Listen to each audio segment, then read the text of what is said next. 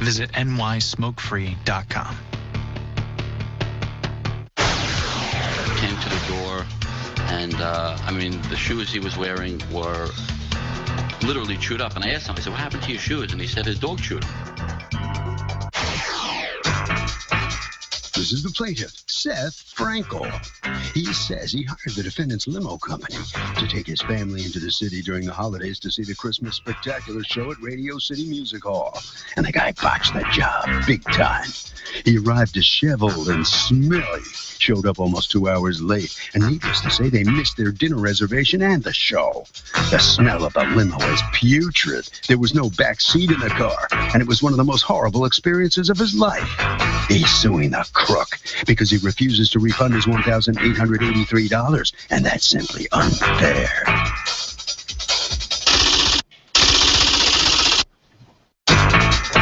This is the defendant, Mark Hennig. He says he was not 2 hours late like the plaintiff claims. It was more like 40 minutes, and he made it into the city with plenty of time to catch the show. The plaintiff's a rude man who cursed him out, threatened him, and maybe if he weren't so nasty, it wouldn't have come to this, a lawsuit. Bottom line, he doesn't owe him $1,883. That's for darn sure. He's accused of lousy limoing.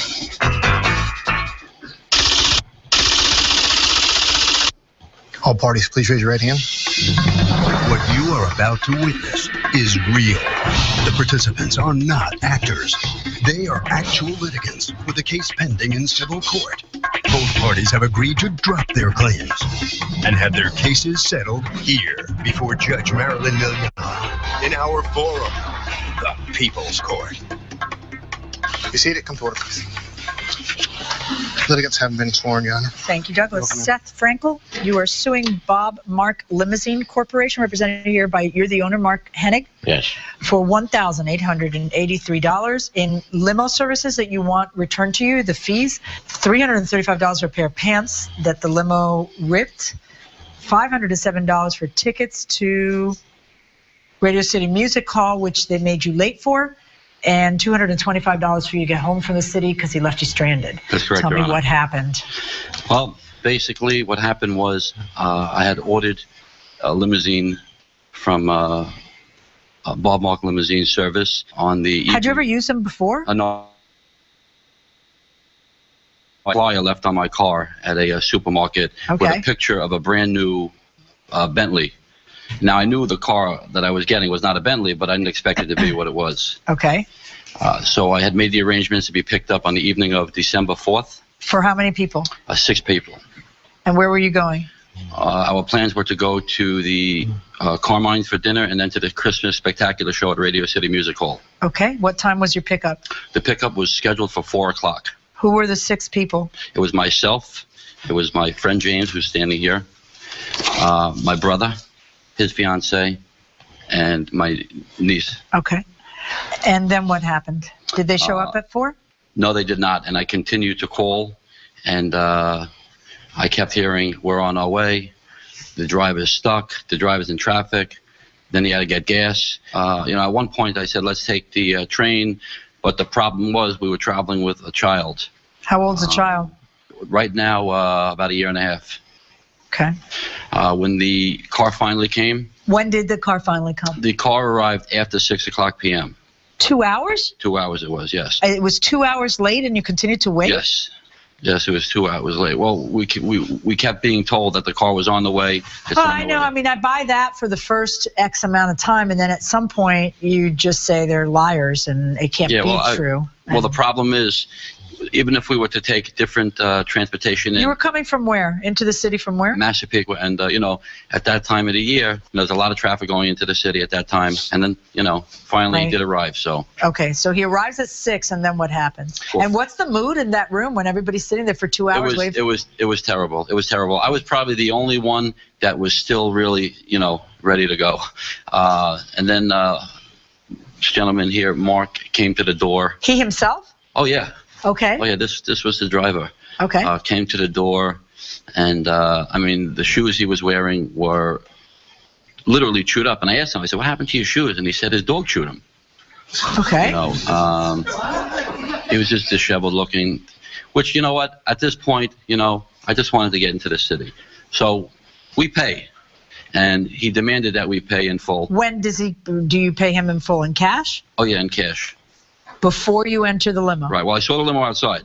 Okay. I did not. Now, when you entered this limo, you find something rather odd. Yes. What was it? When I entered the car, the rear seat, the part that your rear end goes on, the sit, that part, was not there.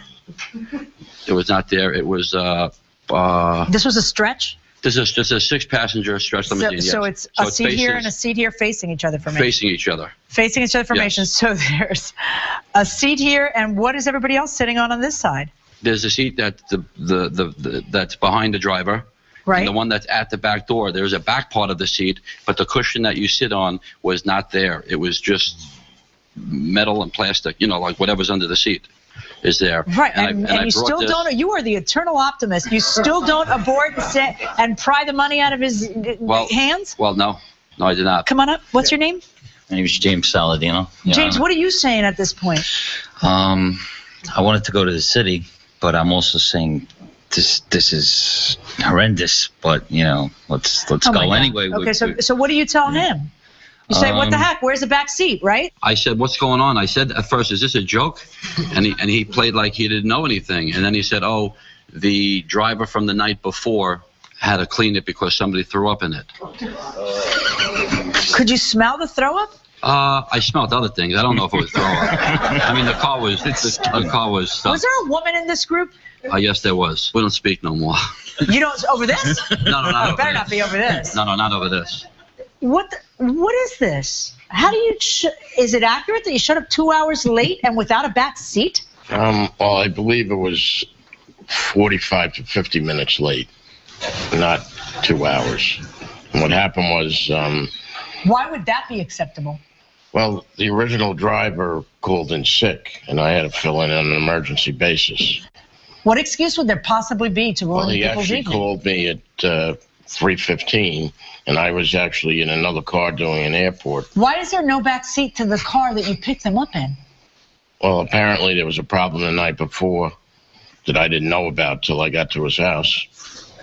You didn't know about it? So what kind of operation are you running? Well, I have the driver that gave a note in as evidence. She left a note for me that apparently got misplaced. How much did you charge these folks to take them into the city and back? I believe it was $600. How much did they charge you? It was $680 plus 20% gratuity, came to a total of $816. And I paid that in cash. Only in America. Have that over, please. Taxi, please, please. The testimony continues. You felt so awful that what did you do? Well, they were sort of threatening me on the way in, so I just left them there. The music hall and the defendant screwed it all up because the limo was 2 hours late, and when it came, it didn't have a back seat. But the defendant says they weren't that late. Let's listen. So now you get in, so you decide to go anyway, yes, because it's Christmas, and what do? You just sit on the metal? Yeah. So go on. What happened? We got to the city. There was a lot of traffic. The time we got to the city, we had decided at that point, we're not going to make the show. We're just going to go have dinner at Carmine's. And that's what we did. We went. What time did you get to the city? 8 o'clock. What time did the show start? 8 o'clock. And you made a decision not to go to the show? Yeah, yes. But you're suing him for the tickets to the show. Well, the reason why we decided not to go to the show is because we had other relatives that were meeting us at Carmine's. So right, but they weren't meeting you at 8 o'clock at Carmine's. No, I understand that, but they were there. Can I interrupt them? Yeah. We honestly never thought we were even getting there on time to get to the show. So. But if you got there at 8 o'clock and the show starts at 8, you could have made the show, right? Well, we had called to tell them to meet us at Carmine's. Okay, no, and I understand that. It's your night. It's just a question of whether I can say they missed the show because of your lateness, as opposed to they chose not to go to the show. And if you chose not to go to the show, which I might have made the exact same decision, it might have been more fun at that point just to eat, everybody's frazzled, nobody wants to sit for 2 hours, that's fine, but we had no choice but to eat first. Well, you had a choice. No, we didn't. Oh, yes, you did, because if you got there at 8 and the show starts at 8, you could have gone to the show. It's unpleasant, but you could have gone to the show. Could not have. Why? Because myself, as well as James, we're both on medication, and it's very important that we eat when we take our medication. We take a medication at a certain time every day. That's the truth. Okay, listen to me. You made a decision, which I respect. It's just that I don't know that means that they've got to pay for your show. Tell me about the pants. I ripped my pants. On the seat that was missing, on whatever was there, the surface? I don't know if it was ripped on the actual metal or it was ripped on, where that goes together. But I did rip my pants on the back leg area. Did you notice that you had done it when it happened? Oh yes, I brought it to the driver's attention. Did you show it to him? I was wearing them, so yeah. Yeah, I mean, I turned around, I showed him. Did you take them off and show it to him? No. No. Did you see that his pants were ripped because of your ridiculous situation with no back seat? Yes. All right, and so you must have felt awful. I did. You felt so awful that what did you do? Well, they were sort of threatening me on the way in, so I just left him there.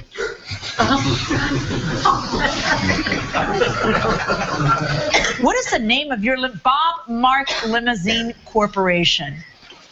I wouldn't hire you to get me out of town if the boogeyman was chasing me. How could you do that? How were they threatening you? No, just saying, they were going to beat me up. They didn't say that. You never once said that in your answer to the complaint. You're just making that up now because you look so bad. No, they did threaten me. Not once in your answer to the complaint do you say they said they were going to beat me up. Okay? Let me read to you what you say instead. He was upset. You do say he started threatening me and telling me he was going to sue me. Oh, beat you up in court is what you meant, right? Not physically harm you. He started threatening me that he was going to sue me, and he cursed at me. He's a nasty man. And if he were a nice guy, his pants would be intact. If he was a nice guy, his pants would be intact. I don't know how that could be possible. So what happens? You guys go to Carmine's, you end up meeting some relatives there, and what happens? You have a good time? Yeah, we actually did. Well, food's great there. But when we were done with our dinner, and of course we took our medication. Oh, good. I was worried. I know. We had dessert, and we, called him like we told him we would to let him know, and there was no answer. So we called again, and there was no answer. Not until the next day did I get a hold of this gentleman where he said some, nasty things that, I don't know if I can say them. Yeah, say them. He called me and then he used another word. I don't think it should say it. Oh, say it. A what? Yes. I've never even heard that term. I don't know what it means. Serious. Did you call him those things? I don't recall. Possibly I did. It's funny. If I use those terms, I might recall using them. No, he did. Oh, my gosh. How'd you get home? Ended up taking two town cars. One that went to Massapequa, and one took my relatives to Belmore. Who had come with you on the That's ride? correct. I'm in shock. When you call him the next day, do you tell him I want a refund? I didn't even really get even to saying that. He was saying, I let him know that I was going to sue him, just leaving it on the voicemail. Okay, the pants were $310? Yes. Okay, what kind of pants were they? They were Aldo Zellas. You didn't bring me the pants? No, I did not. I apologize. Why'd you bring it today for me to see them? I don't know. I mean, how do I know those are the pants you ruined? Good point. Show me what you paid for the tickets. I do not have that, Your Honor. Why not? I didn't get a receipt. I paid cash to a ticket broker. How do I know you were even going? How do I know they weren't comped? I don't know I don't know what your situation is. You bring me no proof on that. I have to understand your reason. I don't understand. What is your reasoning for leaving a family of 6 stranded in the city on December 4th when the traffic and everything is absolutely the worst? Well, I just felt threatened, What did they say? They said, we're going to pummel you. He's Scrooged. Will the plaintiff get almost $1,900? Judge Billy on Rules next. A breakup gets brutal. He stands up and starts socking me. Relationships break up all the time without this drama, violence, and hatred. It's insanity. Next, People's Court. Welcome back to the People's Court. Harvey Levin here. So how long would you wait for a limo before you bail and find other transportation? Like 15 minutes. 15 minutes? Yes. That's pretty tight. What do you think? I think like 5 minutes, not more. You would wait 5 minutes and that's it? Seriously? Yeah, it needs to wait for Anybody a little more reasonable here? What do you think? I'd wait 45. Wait 45 minutes. Okay, you know what? That sounds about right. And make a lot of calls in between, right? Got your point. Going inside the courtroom. We're going to pummel you. Right, while you're driving. They said we're going to pummel you. You don't sound believable. What is your defense? It was a snowball effect. You know, with me being at the airport and the driver calling in the last minute. That doesn't sound like a defense. It sounds like I'm sorry, which is the last thing that you sound apologetic if you in fact called him a... I think I may have said that because of the way he was acting. That's funny, but it's really kind of anti-Semitic, don't you think? You got to think about that one? You got to think about whether saying something like that is anti-Semitic? No. I have a question for you. Where was your pickup supposed to be? And not at the house. Pickup from the city back to Long Island. It's going to be at Radio City. I find in favor of the plaintiff in the amount of the $1,883. That is my judgment. Thank you.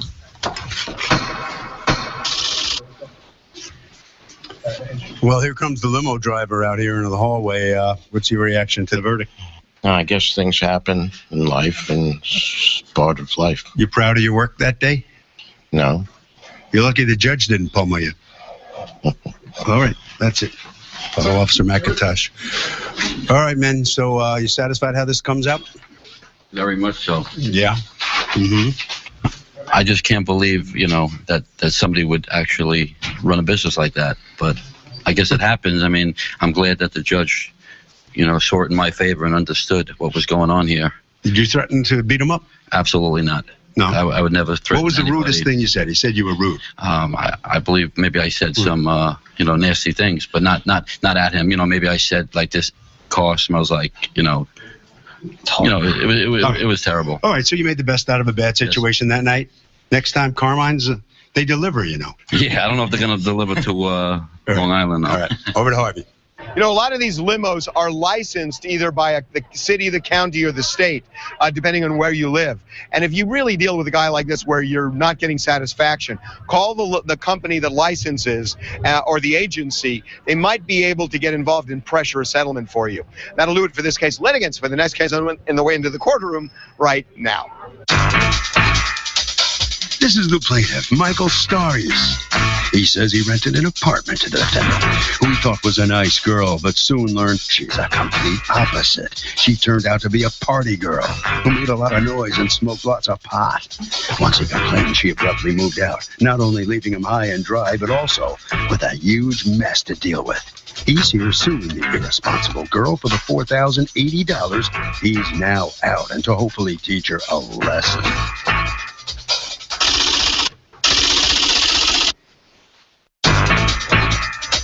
This is the defendant, Sue Ellen Monroy. She says there was a huge roach problem in the rat trap apartment the plaintiff duped her into moving into. He also lived at the property, treated her like she was his child living under his roof, and practically tried to give her a curfew. Besides that, he accused her of smoking pot, which she does not do. And if anyone's owed money, it's her. She's accused of rotten renting. The defendant has filed a countersuit for $3,100 for the return of rent and partial security deposit. All parties, please raise your right hand. He never did anything? He never sprayed? Well, so the guy came in first and said, I don't see a roach. And then he comes in again 2 weeks later and says, I don't see a roach. No, the only roaches were from the marijuana, as far as I'm concerned. Welcome back to the People's Court. Next case on the docket, the plaintiff rented an apartment to the defendant, but she was crazy. Lots of pot and parties, and then she moved, leaving the place a mess. Now, the defendant says she doesn't smoke pot, and he treated her like a kid. It's the case of doobie doobie don't. Thank you, Douglas. welcome. Mr. Starace, you're suing Ms. Monroy, your former tenant, for $4,080 that you say she owes you in damages and rent. You have a counterclaim against him for $3,100 in rent you want returned to you that you already paid, plus security deposit. Okay, talk to me. Tell me what's going on. Miss Monroy answered an ad in Craigslist. To make it short, she wrote a nice letter. Educated woman, responsible. It looked good. The pedigree looked very, very good. Shortly after that, her boyfriend was going to help her move in. Then he became more and more apparent that he was there. I guess he was working the nights, or he wasn't working the nights, but it turned out he's hanging out on the deck. This is a little small community with 4 houses, children. You own all 4 houses? Yes, yes, I do. And I was living in one at the time. Okay. Get a couple of complaints about marijuana smell. Who'd you get complaints from? People in the front apartment. Okay, one Sunday night, I shoot over there because I want a surprise visit. So it opens the door, denies the whole thing. It's like a big puff of smoke comes out of there. And it was like, and I still didn't ask her to leave. You recognize the smell? Yeah, I did.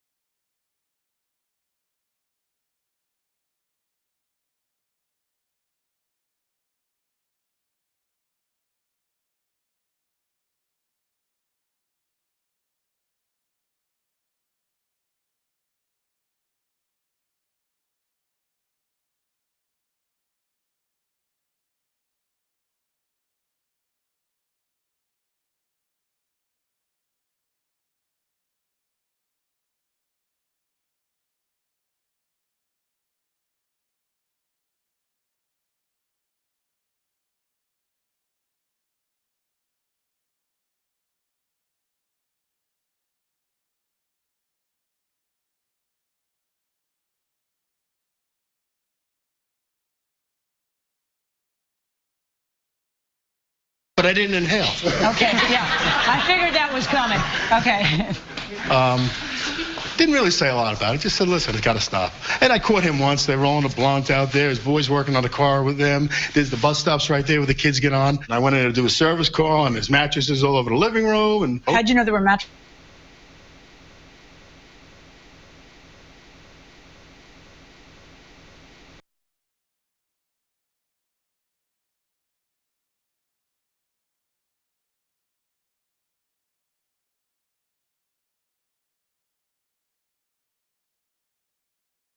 April 31st. When did you tell him, hey, I'm moving out? I sent a letter a few days before. There's no April 31st. There's April 30th. Go ahead. I sent a letter a few days before, a certified and notarized letter. Let me see the letter that you sent him. How come you didn't just call him and say, hey, I got to get out of here? Because at that point, the relationship had gotten so bad that I just didn't even want to speak to him. Okay, why had the relationship gotten so bad? Because he was accusing me of things that I wasn't doing. He was harassing of the pot smoking and having my boyfriend live there. My boyfriend was not living there. He actually lived down the street from me, so he used to walk over and, you know, hang out with me or come over to use my car. I had a neighbor of mine tell me that she had, you know, heard something about me smoking. Why did you want to move out and you moved out and broke a lease? Why did you break it? Several reasons. The roach problem, which he clearly knew about before I moved in. Also, he lived on the premises and he was just staring at me every single time I would come in and out of the apartment. It was getting to the point where I was feeling a little bit creeped out about it. This is the only man that has a key to my apartment, and he was behaving like it was obsessive behavior. Why? How though? That's your conclusion. I need to hear something that would cause me to conclude it. Well, I mean, I thought that he was coming into my apartment. What made you say that? Because one time I lost a set of keys. I didn't know where they were, and I changed the locks to the apartment. So before I could even give him the set of keys, he comes and knocks on my door telling me, hey, I need the set of new keys. How long after you changed the keys was that he knocked on your door? Like the day after. But did you say to him, how do you even know I changed my keys? Did you ask him? Well, I mean, I didn't ask him, but, you know, I kind of thought about it and said, well, I mean, how did he even know? Because you kind of have to open the screen door just to even see the doorknob. So clearly he opened the door and saw that it was a different doorknob. Tell me about that. I use a specific quick set lock set for the simple reason that a lot of parts are interchangeable. This was something different. It was a Slage or something else. Okay. It was entirely different. So that tells me the locks were changed. Okay, so what evidence do you have that he was walking in? Like, for example, I had, paperwork on my desk, and I keep everything, pretty, set. And I noticed that one day everything was just kind of ransacked, and I'm going, something's going on here. I'm feeling like unsafe at this point. Okay, so prove to me your roach problem that you were talking about. Well, with the roach problem, first of all, I have asthma. And the very first day that I moved in there, that I spent the night there, I got up at 2 o'clock in the morning to go to the bathroom. I noticed at least 6 roaches roaming around in the bathroom. It was disgusting to me.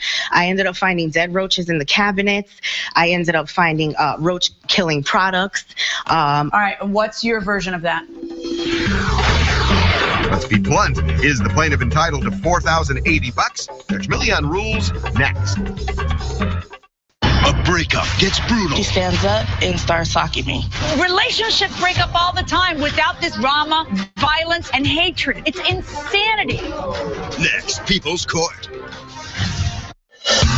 So can a landlord evict a tenant for smoking pot in an apartment where in a state where it's not legal, but it's like a minor crime?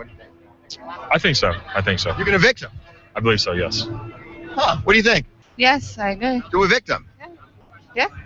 You all agree with that? You can evict him? Most definitely, yes. Just because any violation of law is enough to evict him? Yes. Interesting. I'm surprised by this. Going inside the courtroom. I never saw a roach in an apartment in 22 years. Yeah, that's in not. many of my Did she tell you that she was seeing roaches? Yes. Okay. How many times did she tell you that? Once. No. Hold on a minute. Sorry. Once I had an exterminator go in. Can I see the receipt from the exterminator? So he came in, I believe, on the 6th of April? No. Came in on the 6th of February. Oh, okay. All right. Inspected apartment 1C. Is that yours? Yes. For the above insects. No activity seen in the apartment. It just says inspection. Did he do anything? He never did anything? He never sprayed? Well, so the guy came in first and said, I don't see a roach. And then he comes in again 2 weeks later and says, I don't see a roach. No, the only roaches were from the marijuana, as far as I'm concerned. Okay, so you decide you're going to leave, and you leave. And you hadn't paid May, right? No, I hadn't paid May. No. Okay, you have a security deposit on that side of how much? It was $800 for security deposit. I have the receipts right here. Okay, you leave behind. Did you clean the place when you left? I did, yes. I have pictures of how I Let me see the pictures of how you left the place. But according to you, not only did she not clean the place, but she did some damage, and you're laying claim to the security deposit for that reason, and then some. Yes. For rent. Your Honor, I have pictures of the roaches. I have pictures of the roach-killing products that were left behind in the apartment that I'm assuming either by him or the previous tenant. These are pictures of the damage that I had left behind. What damage did you leave behind that you photographed? Well, the closet, the railing in the closet apparently wasn't reinforced. As soon as I put my clothing into the closet, the whole thing fell. And it's not even like I have clothing wall to wall either. I just put my clothes up and the whole thing fell. So I don't see how that's my fault. And I didn't even hang up the clothing when I first got there. All right, so I see in her pictures numerous insects. Let me see your pictures of the damage. Let's talk about that. You want her to replace the carpets? Yeah, absolutely. Because according to you, what? Oh, it was burns and stains and... What's this, a bomb? Yeah. What? Is this your bomb? Your Honor, I've never seen that before. Yeah. Where did you find it? Kitchen counter. Who would do that? Who would leave that behind? You'd be amazed at things people leave behind. She's such a pothead. She'd take her bong. It'd be like the one thing she remembered. It looks like a cheap bong. I don't know. Maybe they got a bunch of them. What happened to the window shade? I don't know what happened to the window shade. Broken. That was There's a wood plank broken. That was like that when I got there. I know what. Did you ever take pictures when you moved in? No, I didn't take. I highly suggest that you do that. Do you have a phone? Yes. Does your phone take pictures? Yes. That's not just for food and private parts, guys. Okay? It's also for evidence. That's the best use of it. You move into a place, you snap a bunch of pictures, email it to him immediately, say, I just want to make sure that you're aware these are these problems. I don't want to be blamed for them. What is this a picture of? What condition did you hand her the floor? Yeah, I know, but I don't know how old these floors are. They look really old. How were they when you handed them to her? You got to prove that she did all that damage. Okay. What's this, a stain, right? You said there were burn holes. Can you tell me which of these are burn holes? Because it's hard to tell from the picture. This is a burn. Yeah, this is a stain. That's a burn. And the pennies just happen to be there? They're just debris left on them. I thought somebody was trying to show me the scale of a... You said this is a burn. That one's a burn. There's a burn mark on the carpet. How'd they get there? Did you smoke cigarettes? No. Did your boyfriend smoke pot? No. Well, somebody was smoking in there. That wasn't from me. That must have been before me. Are you going to say that about everything I show you? Well, I mean, not about everything. I mean, I do admit to the closet. What's this a picture of? It's something left behind. She had left it behind. We had to dispose of it. What did you leave behind? I left behind a dresser, and he's told me that he was going to be in charge of disposing it. Okay. You're not supposed to leave anything behind, but obviously something's going to get deducted for having to dispose of the junk you leave behind. Right. Who was in charge of cleaning the refrigerator and the stove when you left? I did not leave that like that. What do you think you did? Like put a bunch of grime on it for the pictures? I mean, I know that that's not how I left it. When did you leave? I left on the 31st. Of what? Of April. Those are not accurate. Walmart, for some reason, they're... Well, what your Walmart pictures have... Yeah, I know. March 13th. You knew exactly what I was looking at. Yeah, because I looked at it the other day. The chronological stamp at Walmart is all screwed up. It's odd. Yeah, the bong picture is in March. Okay. Your Honor, Do you have any pictures of how you handed the apartment to her? The answer to that's no, right? No. You don't have any pictures of how you handed the apartment to her. Okay. You were suing him for the return of 3 months' rent. What's that about? Well, I mean, I feel that because of the roach problem that he clearly knew about before I got there, and you know, he says that he paid a fumigator to come in there and fumigate, but that's not true. Because no, I'm so confused because the fumigator walked in twice and said, nope, no problem here. That's not what if I pay a fumigator to walk in, I pay him to walk in and do something. Your Honor, I told him about... about... It's not there. You can't put what? A fire out that's not there. That's ridiculous. I've never seen a landlord hand me a bill for a guy who came and didn't do anything. Your Honor, that's because it's a fake bill. That's what I figured. Did you change the locks? After she left? Yeah. Yes. May I see a receipt for changing the locks after she left? Ray did it. Ray's the man who does my work for 10 or 12 years now. Now, I'm only asking for a partial payment on the carpet because I did get some years out of it. I don't want a new carpet because you have to prove that she did it, right? Okay. In order, and that's the problem that you have as a landlord. You're coming in here without a single picture of how you handed the apartment over to her, and so I'm not going to order her to pay a penny for the carpets. You need to prove it like everybody else does. And I'm sorry, you're suing for return of 3 months' rent. Why again? You lived there. Well, Your Honor, I couldn't even move in my furniture really because I was afraid that they would. Okay, the answer's no to that. Here's what I'm going to do. I find that she has a right to leave. I find that there was a roach problem, and I find that she has a right to go ahead and leave. I'm going to order her to pay the cleaning fee, the $100 for the garbage removal, and the locks and the shelving that she admits to. That's a total of $400, and that means that you need to return the remaining $400 to the defendant. You don't have the right to keep rent or any of the other damages that you can't prove, and you don't have the right to return of rent. That is my verdict. Good luck, folks. So a lease means nothing? Well, here comes the plaintiff out in the hallway here. This case is now over. Step in here. She gets $400 returned, and your reaction is what? The justice system has just been castrated. Well, some people win, some people lose. Absolutely. Absolutely. That's all that happened. No, it's more than that. You set a precedent. All right? You cannot honor a lease or a contract, and today's youth is like that. They just think they don't have to honor a handshake or a contract. Why did you take and this is a perfect example. Why didn't I? I don't know. Because I was going to have him testify that place was pristine. Right? That place was pristine. Didn't get the opportunity. You knew what I was going to ask, right? I'm done. Later. All right, step on in here. You get $400 back. You're feeling coming out of the courtroom here? I think the judgment was very fair with her verdict. I did admit to some, leaving some damage behind, but why'd you stay there for 3 months if the roach problem was so bad? I mean, I thought I was stuck. I thought I had to stay, but then, all the problems kept building up, and I just wasn't feeling comfortable living there anymore. All right, let's go to Harvey.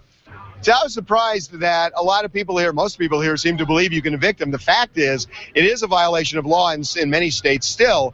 And in the states where it's a violation of law and the lease says you can't break the law, it may be grounds for eviction. And that will do it for this case. Litigants for the next case on the way into the courtroom right now. This is the plaintiff, Taria Harden. She says the defendant, her ex-boyfriend, stole her car, got drunk and crashed it, and now won't pay for it. She's furious because she bought the car this year and now it's totaled. The defendant claims the accident wasn't his fault, so he doesn't have to pay. We'll see about that. She's suing for $3,000, a portion of what she is actually owed.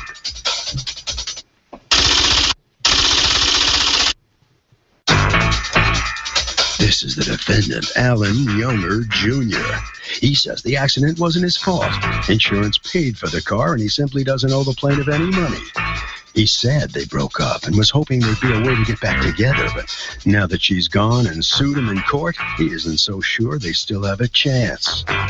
He's accused of ruining a girlfriend's day.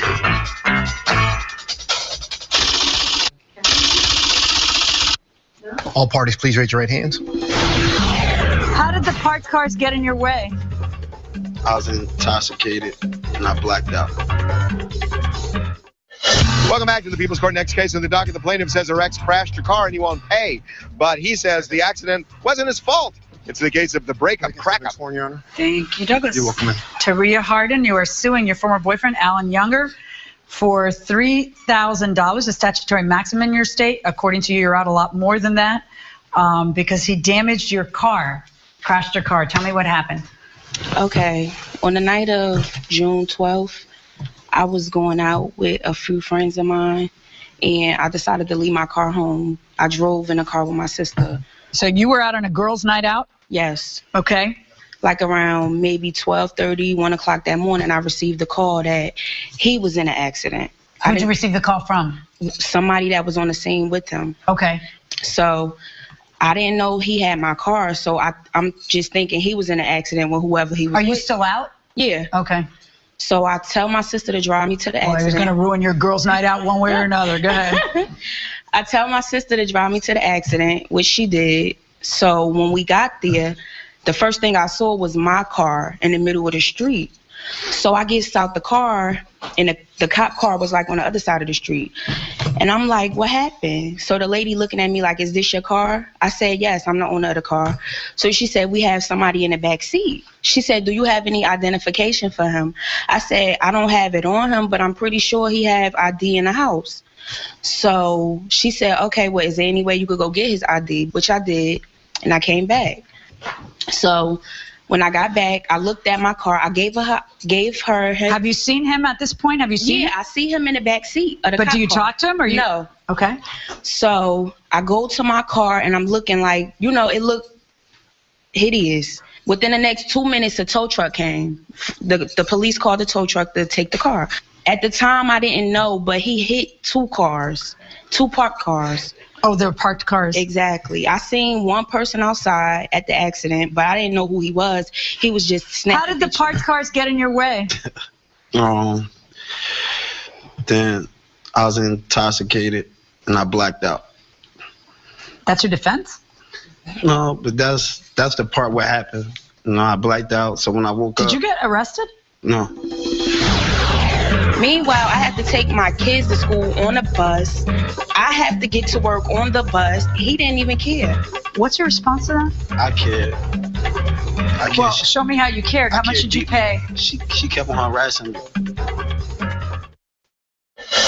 So, if you found out that the guy didn't get arrested and he had passed out drunk in the car, would you go to the brass of the police department and complain? No, I now go to a police station. How come? No. You wouldn't do it? Huh? Would you do it? No, I would just get the money, fix my car. Okay, I mean, you're being honest. Would you do it? Would you go to the police? That's not any of my business. I'll just be happy to be alive still and just get the money back and fix the car. These guys are all on the run, I can tell, going inside the courtroom. Why didn't he get arrested? They didn't even give him a ticket. The lady, the cop that was in the car with him, she asked me, she said, could you just take him home? Are you kidding me? Exactly. Well, why didn't you say no? Arrest him. I looked at her and I just was shaking my head like, are you serious? Nothing. Do you know the officer's name? It's on his police report. Hand it to me. I couldn't even believe it myself. Where is this? No. Newark. It's not like this is Mayberry RFD in some little town where everybody knows everybody else and you just dry them off. Exactly. Did you know the cop? She probably know me. I'm Short Dog. She probably know me. Why would she know you, Short Dog? What's so cool about you? You heard me. I'm a boxer. I was becoming a professional boxer, so people know me through the town. Is he all that? No. So I'm at a loss. What's your defense? I got drunk and blacked out. That's not much of a defense. Can't say it's the other guy's fault. The other guys were inanimate objects. How long did you date him? 2 years. But this isn't the first car he crashed on mine. So get out of here. No. He crashed another car? Another car. It was just like this. But I mean, another incident where. Why would you leave your keys around this guy? You know what? I thought he learned his lesson. If I would have known that it was going to repeat itself again, I swear I would have hit my keys. First of all, does he have his own car? No. So he doesn't have a car and you left him at home and you don't take your keys with you? No, I had my keys, but I had a spare key, which was in my drawer, supposedly hidden, but he went in there and took them. So you dumped him after this? Of course. Right away? No. When did you go ahead, I'm listening. When I finally did get rid of him is when I asked him, when I found out the car was totaled. I thought that it could be fixable. But when the insurance company told me that it was a loss and I'm asking him for the money, at first he told me he was going to repay me. He was going to pay me $200 every week until I could at least get another car. After about the second week, he just was like, oh, well, I don't owe you anything. It's like you're going to get the money back from the insurance. And I'm like, they're not going to pay me to get another car. No. They might pay for the rest of this car, but they're not going to pay me to get another car. Meanwhile, I have to take my kids to school on a bus. I have to get to work on the bus, and he didn't even care. What's your response to that? I cared. Well, show me how you cared. How much did you pay? She kept on harassing me.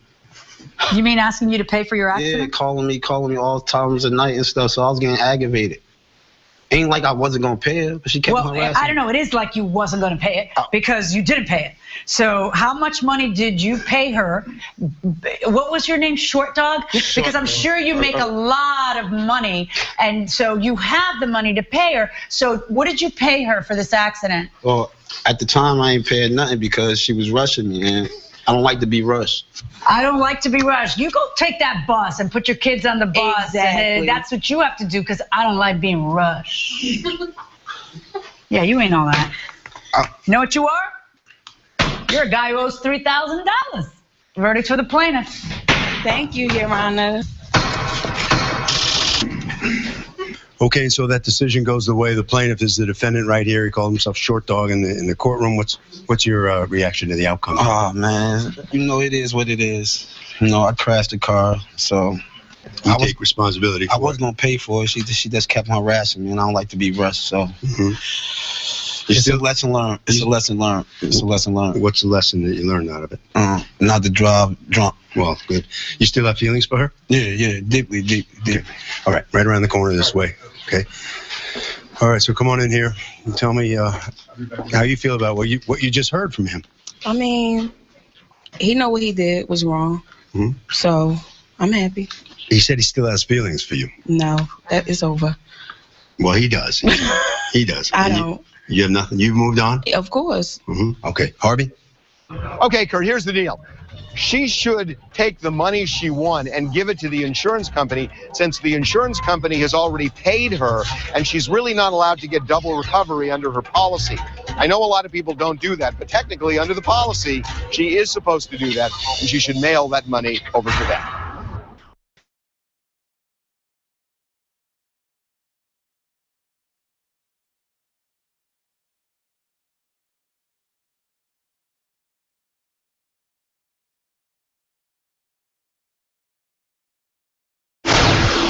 It really started to get rocky when I had asked him, because, as you know, he habitually smokes pot.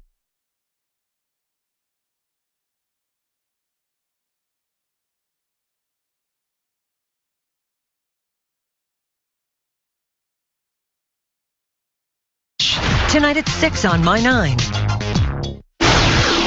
She got pregnant 3 times, and I couldn't have kids with her, so I always tell her to give a portion because she doesn't want to change, and I cannot have kids with a woman. She go out in the weekend, come 5 o'clock in the morning, and I don't even know where she's at or who she is with, and I found she was cheating with other men.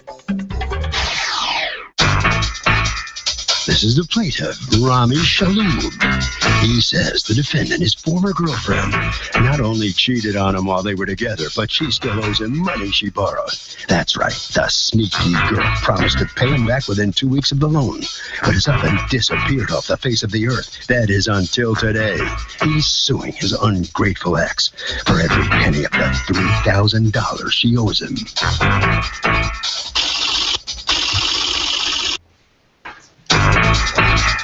This is the defendant, Karina Bravo. She says the plaintiff owed her money for a table he smashed after they had an argument, and he put that towards a car she desperately needed for transportation to and from work. Meanwhile, the plaintiff is harassing her. She lost her job because of it and has had to file a restraining order against him. She's accused of avoiding an ex at all costs. All parties, please raise your right hands. What you are about to witness is real. The participants are not actors. They are actual litigants with the case pending in civil court. Both parties have agreed to drop their claims and have their cases settled here before Judge Marilyn Millian in our forum, the People's Court. Be seated. Come to order, please. Litigants have been sworn, Your Honor. Thank you, Douglas. Okay, Mr. Shalhoub, you are suing Ms. Bravo, your former girlfriend, for $3,000. You say she still owes you and refuses to pay. Yes, Your Honor. What happened?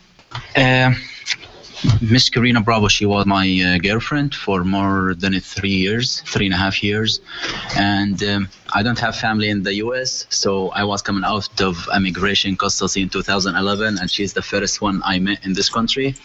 And we was like very close, like she was to me more than girlfriend. And where are you from? Originally from Israel. And we had a lot of issues because we met. I used to be a bouncer in a club and hookah lounge in Paterson, New Jersey, and that's where we met. And then I couldn't give my job up, because that's the only thing I could do at that time. And we stuck together for a while, A lot of issues happened. She doesn't trust me all the time, saying I'm cheating. A lot of times she called the police on me for any kind of reason. And until the 3 years finish. During our time together, we got very close, but she used to drink and go out too much, so I never married her. Yes, that's the reason. She got pregnant 3 times, and I couldn't have kids with her, so I always tell her to give a portion because she doesn't want to change, and I cannot have kids with a woman. She go out in the weekend, come 5 o'clock in the morning, and I don't even know where she's at or who she is with, and I found she was cheating with other men, and I was living with her in the same apartment. Why'd you loan her $3,000? Because you did that after you guys broke up. Because I don't know. My family raised me to be a good person. I did it from the goodness of my heart, not because I'm trying to get her back. Because when I gave her the money, I'm already married. My wife is pregnant now. And wait, I'm sorry. When did you break up with her? I break up with her like more than a year ago. Okay. And when did you marry her? 7 months ago. Okay. All right. So go on. And when did you loan her the money? October 21st, I believe. When you were already married to her? Yes. Okay. Did she know that you were loaning her $3,000? Not really. And the big problem is, I lied to my wife and I told her I needed $3,000 to send it to my mom. Wow. When did you? No one's asking you yet. When did you find that out? After maybe a couple or 3 months, he told me. And I just gave him money because his mom, she was very sick. That's why I love her so much. That's why I gave him. But wow, he kind of abused of your trust, didn't he? Forget white lies. This one's pretty much got every color. Testimony continues. The kind of person who asks you to give him $3,000 for his mother and he's actually giving it to his ex-girlfriend, that's probably not an isolated lie that you're never going to see again. You're not that naive, are you? These litigants were dating. The plaintiff loaned money to the defendant, and he was already married to another woman. Lied to her and said he needed money for his sick mom, but gave it to the defendant. Let's listen. He was actually just giving it to his ex-girlfriend. Wow. It's the first time he lied to me. I am going to guess it's not going to be the last, though. That's kind of, that's pretty big. That's pretty significant. I mean, the kind of person who asks you to give him $3,000 for his mother and he's actually giving it to his ex-girlfriend, that's probably not an isolated lie that you're never going to see again. You're not that naive, are you? What's going on?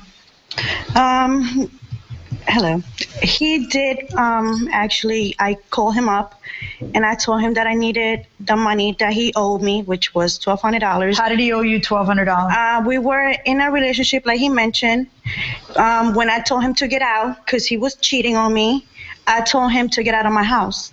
When I told him to get out, he went crazy, broke my TV, my table, and a couple of other items in my apartment.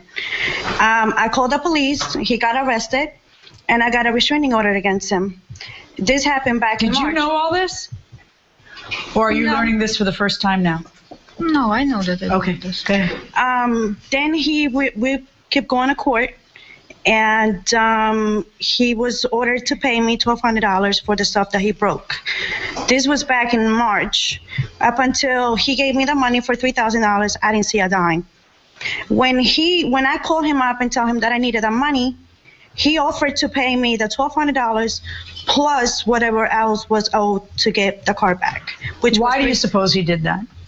Well, he said that he felt bad for me, and I told him that I really needed the money, not $3,000. I just needed the $1,200. Well, what did you use the $3,000 for? To get the car back because he got repossessed. And right. So what you needed was $3,000, right, to get it back. So you told him that. That's how we knew you needed $3,000. Right. And then what you took was $3,000. Right. But then of the $1,250 is $1,250 was owed to you based on a court order. Do you agree that there was a court order ordering you to pay $1,250? Yeah, well, I gave her that money before, and that's why she called the court to dismiss the case. Those $3,000 has nothing to do with her case. Okay, can you prove to me that you gave her the $1,250? I gave it to her cash. I don't know how to prove it to you. But if it was part of a court order, if it was part of the court order, why would you give it to her cash and not have proof of it? Stupid me. The same way I give her $3,000 to get her car back. And but lucky for you, stupid you, she does agree that you gave her $3,000. What she's saying is that $1,250 of it you owed her, and then according to you, you paid him back $1,000. Yes, I did. The following week, I called him up and I said, I have $1,000 for you. Come and pick it up. He went to my job. He got $1,000. Did you get $1,000 from her job? Yes. Okay, so then why are you suing for the $3,000 instead of $2,000? Because when I get the car, there's a lot of expenses next to the car, which is I don't have receipts. I went to Jersey City. Her blaze cost me $200. You gotta slow down. Slow down. Why are you not accounting for the $1,000 she paid you? I did. No, he didn't. No, because you say that you loaned her $3,000. She paid you $1,000. That would leave $2,000 that you should be suing for, not $3,000. You're suing for the full $3,000. Because when I went to court, they said I cannot sue more than $3,000. I know, but you don't just get to pay. You're supposed to sue what you're out, not sue for the highest amount that you can. Yes, ma'am. If you're acknowledging that she paid you $1,000 down, then that means that all you're out is $2,000 at best. It takes me. According to her, it'd be $2,000 minus $1,250. But when she was crying on the phone and called me every 5 minutes to go get her car, she said, I will pay you everything it costs. I drove it. I left my job 2 days. Oh, wait, you went to pay. Hold it. You not only gave her the $3,000 to get the car, you actually physically got the car? Of course. Why? Why? Because she was working. I went to Jersey City to get her license plates, which is, I have the receipts right here. Her boyfriend called me a week later, and he was crying to me, saying, oh, do you have anything between you and her? I told him, listen, man, I don't have nothing between you and your girlfriend. I'm married. Okay, all I need is my money back.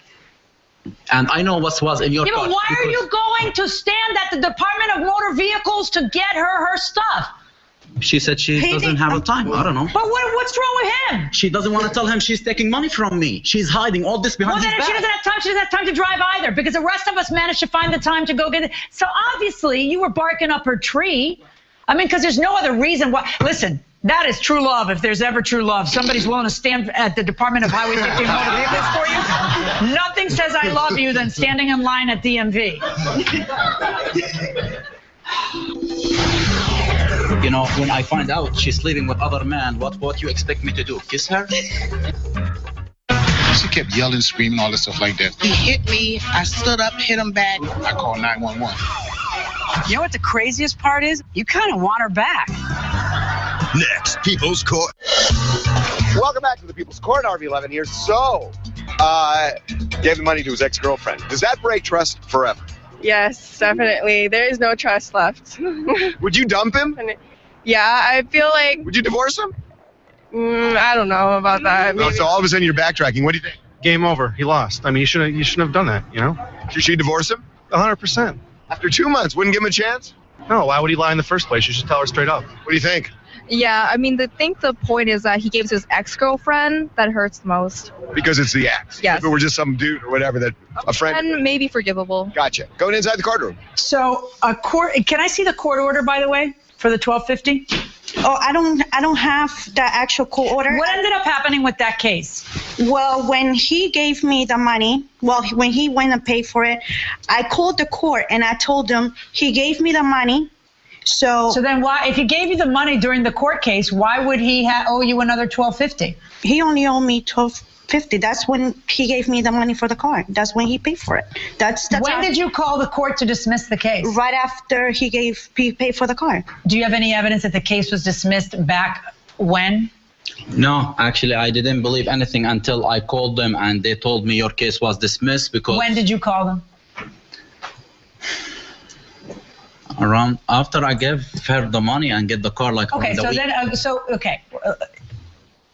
then do you have any proof that you paid her $1250 in March? No. Okay, so do you have any proof that you paid her $1250 before loaning her the $3,000? No. Okay, so here's where we are. We have you loaning her $3,000. We have her saying $1250 of that is the money he owed me for the court order for all the things that he damaged. By the way, what happened? Did you wreck her TV and her table and all that This was all my furniture, and you know, when I find out she's sleeping with other men, what you expect me to do? Kiss her? No, I just expect you to. That's a lot you guys have in the United Let me tell you what I don't expect you to do. I don't expect you to then rush to her aid and loan her $3,000 that you pry out of your pregnant wife, lying to her and telling her that it's for your mother who's sick. Maybe that's what I expect out of you. That's why I'm here, your honor, and I That's feel why really you're here? bad. That's why I'm really bad, you know, and I would do anything to give her money back. Really? Why don't you just go get another job and eat it? That would show remorse. Of the $3,000 that you acknowledge receiving, $1,250 is for payment for the court order. $1,000 he acknowledges that you paid him. That would leave a remaining $750. By the way, did you see anything of the $1,000 that he acknowledges she paid him? Did he? No. Right, okay. You have a lot of thinking to do. Yes. Okay. Verdict for the plaintiff and the amount that is remaining, which you don't dispute, owing him $700. Hold on right there. Let's see what the defendant thinks of that. Step on in here. Or what's going through your mind coming out of the courtroom right now? I'm very happy with the outcome. Yeah? Yes. Do you think he still has feelings for you, or what do you think? What's going on here? I hope he doesn't. Don't leave yet. No? I hope he doesn't. Well, why do you think he's going out of his way doing all these things for you? Maybe he just want to be nice to me. And I mean, it's not that I took advantage of him, because I did tell him that I was going to pay him back. I mean, he's asking for an amount that it's not the truth. So. You want him around? No, I do not. I will have a restraining order against him. All right, right down this way. All right, come on in here. And all right, what do you have to say about the outcome here? I'm very thankful. I'm very happy with the judgment. You know, at least now I try to be good to her, and now I see how she acts and how she lie. And was it a good idea to keep doing things for her? No more, my man. That's it. She has a man. I have a wife. Everybody have his own life. Yeah, you heard stories in there about Lies, cheating, and the judge said you have some thinking to do. What do you think of him right now? I don't know yet. I need time to think about those stuff. Let's go to Harvey. I got to say, it sounds like the judge actually got to her, so we will update this one. We usually don't look at, soap opera stories like this, but we're going to update this one if we find out. So that'll do it for this case. Litigants for the next case on the way into the courtroom right now. This is the plaintiff, Nuno Pereira. He says he purchased a 1986 dump truck from the defendant. And as it turned out, the defendant didn't own the dump truck and had no right selling it to him in the first place. Now he's stuck with a truck he can't use because he got hurt at work and can't sell because the title's all messed up. He's suing the defendant for $6,000, the amount he's owed.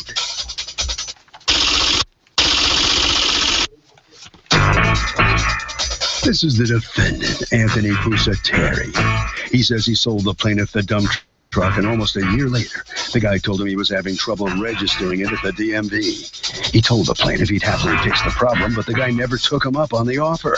And now he's turning around and suing him for twice the truck's original purchase price? Really? He's accused of trucking things up.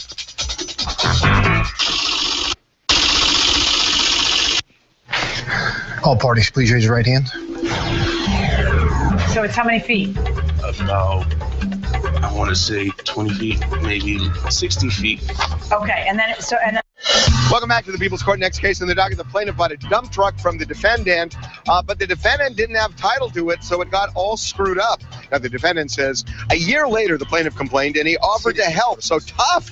It's the case of trucking things up. Thank you, Douglas. Nuno Pereira, you are suing the Truck and Auto Salvage Company, represented here by Anthony Pusateri. Yes. You are the owner or manager? It's a family business. My father's the owner. For $6,000 that you say you are owed as a result of them selling you a, what kind of truck? Dump truck. Dump truck that can't be titled. Tell me what happened. Yes, good afternoon, Your Honor. My name is Nuno Pereira, and I'm here today basically because I bought a dump truck from the defendant's business on December 2nd, 2012. So you bought this dump truck from them December 20th, 2012. December 2nd. December 2nd. All right. And I'm sorry, December 20th. December Yes. 20th. And do you have a picture of the dump truck? I don't have a picture. What's it look like? I'm trying to figure out. A big dump truck that goes What's up. big? How many feet? It's a F8000. So it's how many feet? About, I want to say 20 feet, maybe 60 feet. Okay, and then the big thing goes. Yes. Okay. Yes. All right. And you bought that for what business? I was looking to, start a small little business as far as doing demo jobs and, yard removals. Okay. And I have the title. Now that's the title you got at the point of sale, correct? Yes. All right. And you bought it from that company, but the name on the title is not that company. Yes. So why did you accept it? I bought it from this gentleman here. He was the... Well, the name of the title is not this gentleman here either. Yes, I understand, but... In fact, the name on the title is a company, and the name on the back sign is a guy that is neither that guy nor the other guy working next to him, or the other guy was just like another guy. It's the prior... Oh, the name on the title is 2 owners ago from you. No, on the front of the title or the back? Let's start with that. The front of the title, which means what it's titled under. Hand it over. Hand over the title. Okay. The front of the title says Consigli Construction Company Corp. They're going to love to find out that they sold a car in 2007 to purportedly Fred, and that Fred never registered it. 2007, 7 years ago, and their name is still on this, okay? Then they signed it over to Fred in 2007, and Fred apparently never registered it? I guess not. Well, I don't know. I'm asking you because you sold it, so... Well, he sold it to me as junk. Who sold it to you? Fred. As junk? Yeah, because we do auto salvage. But you sold it to him as not junk. You sold it to him for how much? $3,000. Okay. And part of a sale is that it has to be something he can register. Right. So where's Fred? Fred is dead. Fred's dead. Fred's dead. Oh. This is like Pulp Fiction. Zed dead, baby. Zed's dead. Oh, my gosh. He was my Fred. star witness. All righty. Fred is dead. When did Fred die? Fred died in May because I had Tried to reach Fred? I tried to reach Fred and found his obituary. If he was alive, I mean, in my evidence is the paperwork, him selling it to me with the title that had his name on it. So, did you ever make an okay? First of all, what happens is you get the truck and then you keep it for how many months? I kept it for about. I still have it until today, so I still. But before you squawk, it's when. Well, I originally bought the truck to start a business with. I had a, job at the time, and I was looking once I buy the truck to start my own business. However, on January 30th of 2013, I got injured at my job, which I'm still currently injured and receiving workers' compensation and benefits. So, I thought it was going to be something small that I can get back to work and go on with about my business, and it didn't happen that way. So you bought the dump truck in December, and your first time you complained to him is when you try to sell the truck in November. So you had it for a year without registering it. Why did you have it for a year? Because what should have happened is you should have looked at this and said, what the heck? There's, it's not in your name. How it's not being signed over to me? How did you intend to register this? It's my first time. I figure it's a big company. First time what? Owning a car? No, buying a, truck. But how about if you just buy a car? It's the same problem. Have you ever bought a car? I bought a car. So you know that you're neither buying it from Consigli Construction Company. Gosh, we really ought to call them. Nor from Fred. So you know there has to be a problem here. Not really, because I trusted the business. Why would you trust the business? They're a wreck company getting rid of wreckage. Why would you? That's ridiculous. Big company. I'm asking you about why you acted incompetently, and your answer is because they're untrustworthy. Why did you register? Every time you buy a car, you register it. Why did you register this one? They told me that I was going to need repairs done to it, and I agreed. I knew there was going to need repairs done. However, when I got hurt, I wasn't able to pay. Okay, I hear all of your reasons for why you didn't do. Okay, but what I don't understand is what do you expect me to do with this? You own it for a year without making the slightest bit of effort. In fact, how long did you own it? But you're a salvage company. How long did you guys own it without?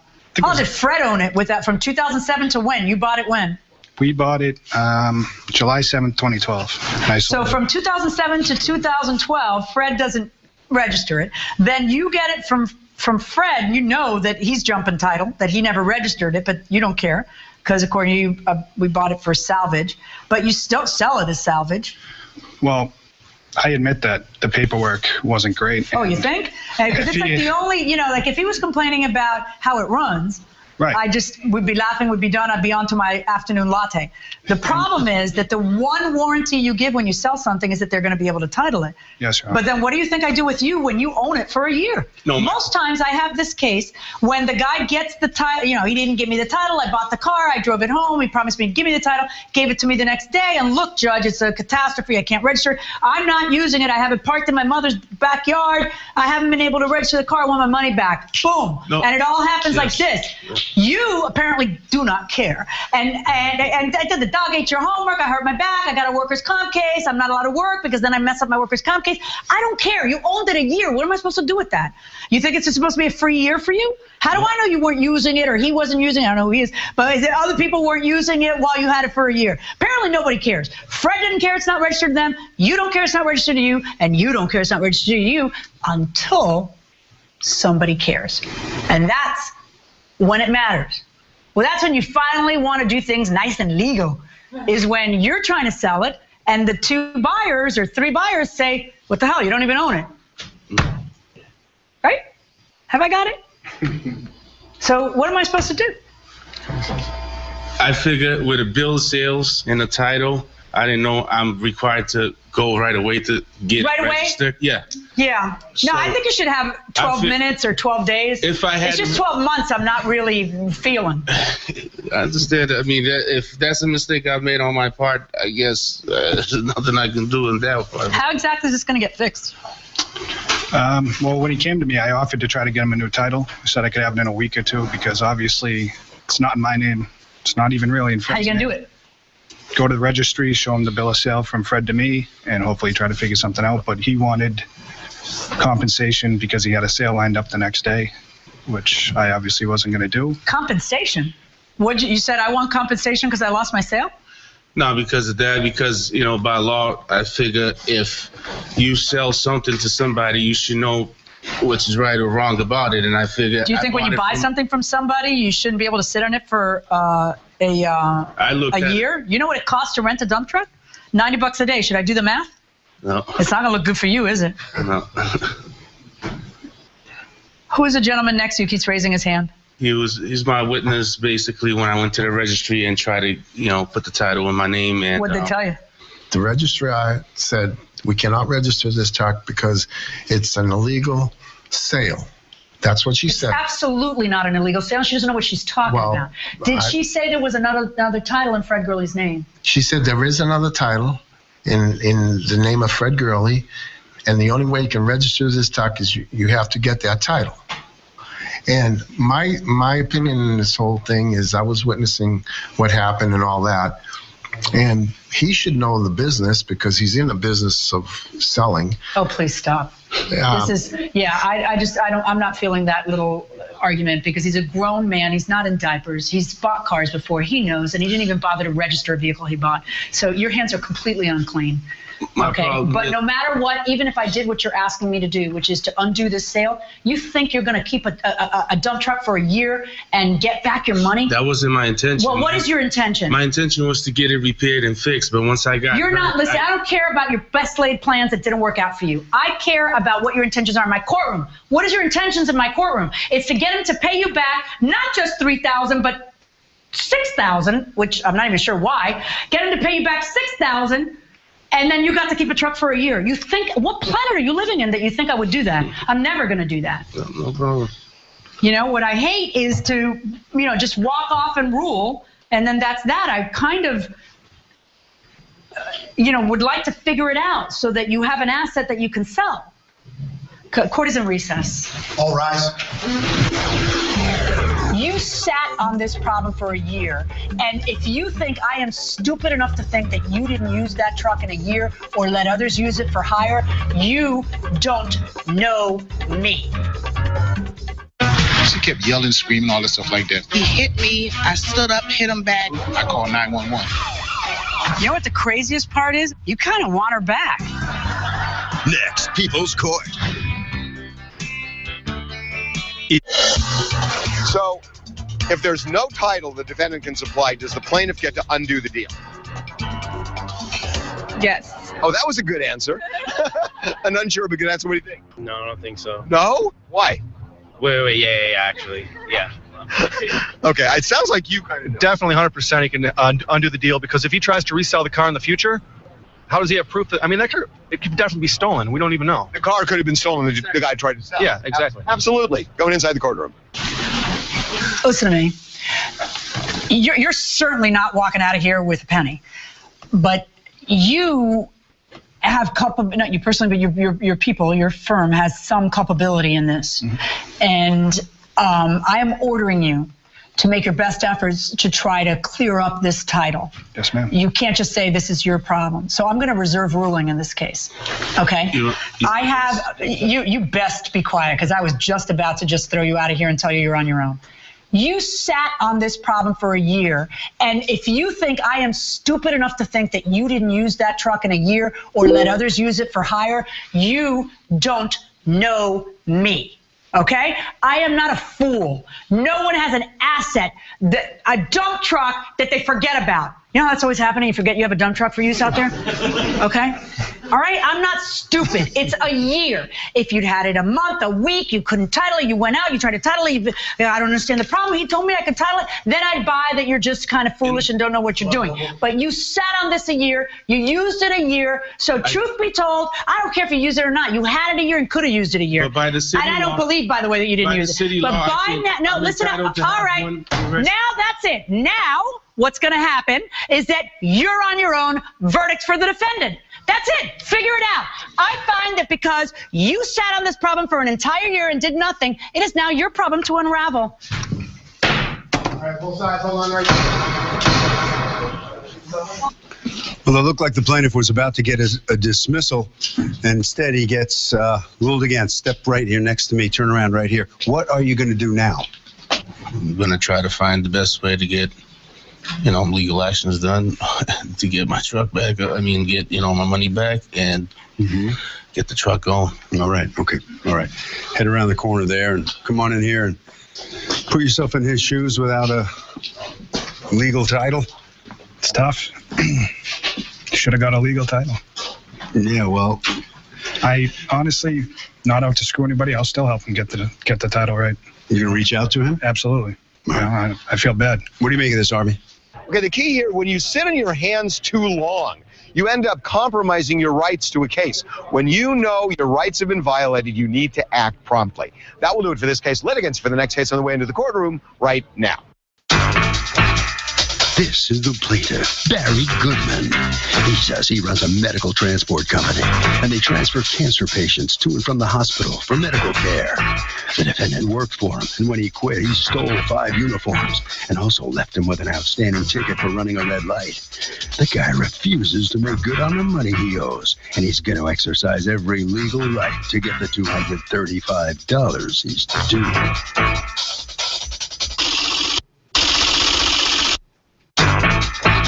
This is the defendant, Willie White, Jr.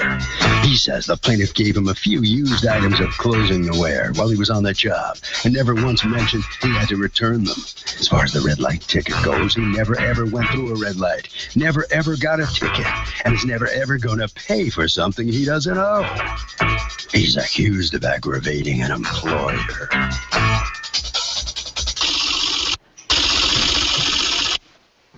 All parties, please raise your right hand. Did you get a traffic ticket? No, it's a red light ticket. A red light? A red light summons. Snapped photo? Yep. TCI College, we can prepare you for the type of career you really want. Call today, 866-727-0228. 866-727-0228.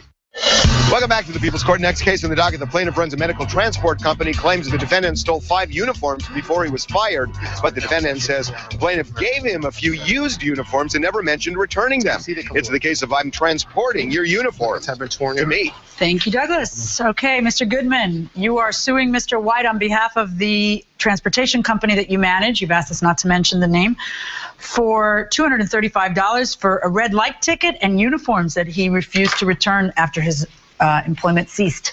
Tell me what's going on. We hired Willie in October 21st of 2013. And then about a month later or so, in November, he said his mom was very sick and he needed to take care of her upstate New York, and he would come back. Willie was a good driver and a good person without company. He What kind of transportation? An ambulate. We drive dialysis clients, chemo, cancer patients, so they depend on a driver being there and being there on time.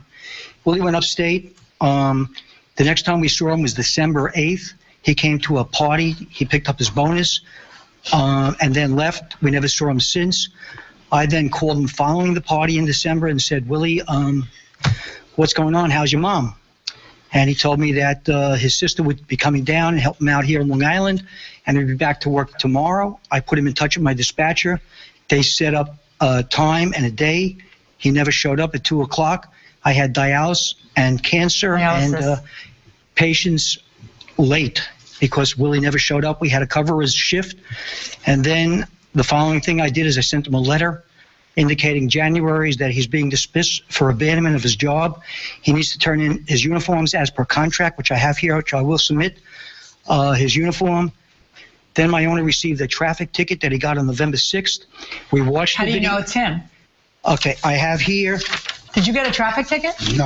No, it's a red light ticket. A red light summons. Snapped photo? Yep. Ah, So diabolical. What we did with the Everybody red light, hates those things until someone's speeding right into their car. Then they're really grateful for those things.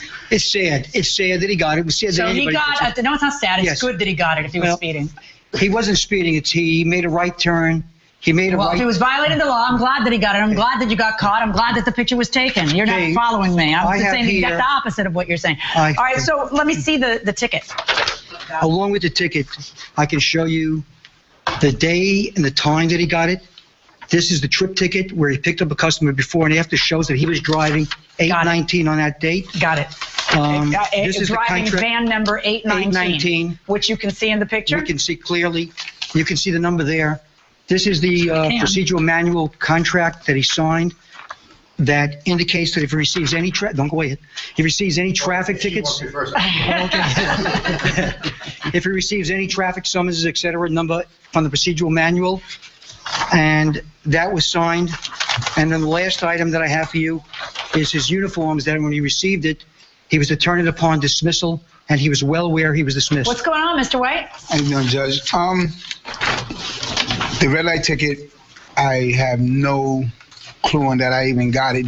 Well, that's often the case, but let me tell you something. I'm looking at van number 819. Is that the one you were driving on that day? I would drive different vans. Okay, well, it looks like you were driving 819 on 11/6, since here are the ticket transports. Is this your signature from the people you picked up before and after and were driving to and from? This is the van. Yes, ma'am. What happens is... So who got that ticket if not you? What happens is... Are you convinced now that that's your... That's not... I'm not saying it's me. I'm not saying, because what happens is the pickup times, if you see 11:45 pickup, there's a 1 o'clock pickup, and then they say I get the ticket at 12:09 to Springfield. Who'd you loan your truck to for 1 minute to make a bad right? Because you're driving it before and after. How much more evidence do we need that it's you? The thing is, ma'am, we drive different vans. Yes, but on that day, you were driving 819 because I see the ticket before and the ticket after. So I know you had 819. Apologize. Barry, Wayne, I apologize. Truthfully.